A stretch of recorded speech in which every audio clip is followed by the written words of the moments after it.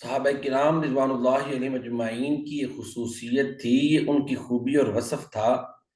کہ پیارے نبی کریم صلی اللہ علیہ وآلہ وسلم کا جب کوئی فرمان ان تک پہنچتا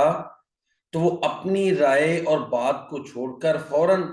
پیارے نبی کریم صلی اللہ علیہ وآلہ وسلم کی بات اور حدیث کو فالو کرتے اور اپنی بات کو اور رائے کو چھوڑ دیتے۔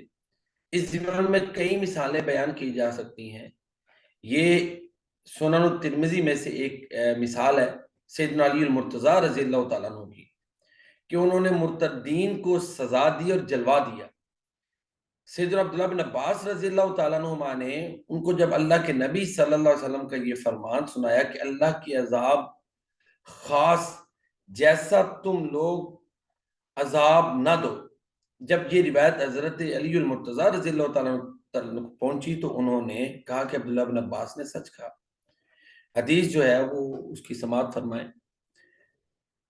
عن اکرمۃ ان علی رضی اللہ تعالیٰ عنہ حرق قوما ارتدوا عن الاسلام فبلغ ذلك ابن عباس رضی اللہ تعالیٰ عنہما فقال لو كنت انا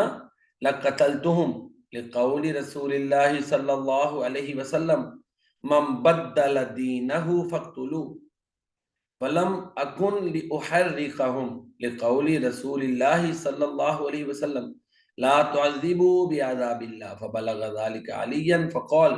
صدق ابن عباس رضی اللہ تعالیٰ عنہما۔ قال ابو عیسیٰ یعنی الامام الترمذی هذا حدیث حسن صحیح،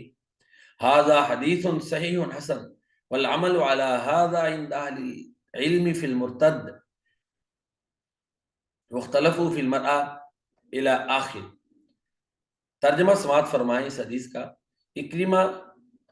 رضی اللہ تعالیٰ عنہ سے روایت ہے کہ علی المرتضیٰ رضی اللہ تعالیٰ عنہ نے کچھ ایسے لوگوں کو زندہ جلا دیا جو اسلام سے مرتد ہو گئے تھے۔ جب ابن عباس رضی اللہ عنہ کو یہ بات معلوم ہوئی تو انہوں نے کہا اگر علی رضی اللہ تعالیٰ عنہ کی جگہ میں ہوتا تو انہیں قتل کرتا، کیونکہ رسول اللہ صلی اللہ علیہ وسلم کا فرمان ہے جو اپنے دین اسلام کو بدل ڈالے اسے قتل کرو، اور میں انہیں جلاتا نہیں کیونکہ رسول اللہ صلی اللہ علیہ وسلم کا فرمان ہے اللہ کے عذاب خاص جیسا تم لوگ عذاب نہ دو، لا تعذبوا بعذاب اللہ، اللہ کے عذاب خاص جیسا تم لوگ عذاب نہ دو۔ پھر اس بات کی خبر علی المرتضیٰ رضی اللہ تعالیٰ عنہ کو ہوئی تو انہوں نے کہا ابن عباس رضی اللہ عنہما نے سچ کہا۔ یہ حدیث امام ترمذی فرماتے ہیں کہ صحیح حسن ہے۔ مرتد کے سلسلے میں اہل علم کا اسی پر عمل ہے۔ تو بہرحال اس حدیث کی تخریج جو ہے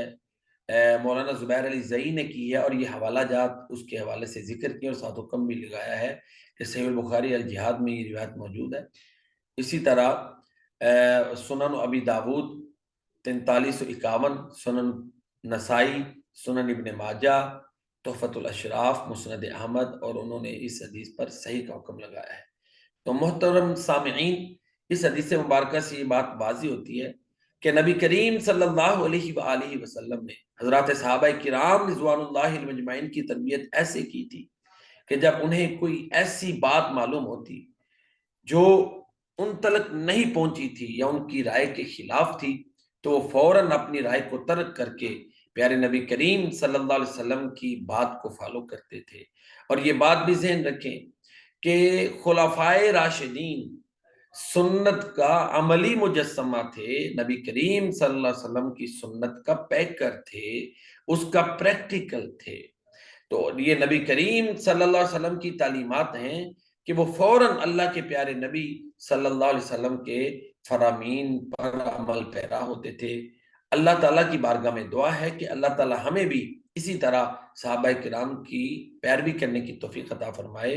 اور اتباع رسول کا صحیح معنوں میں اللہ تعالیٰ ہمیں جو ہے وہ یہ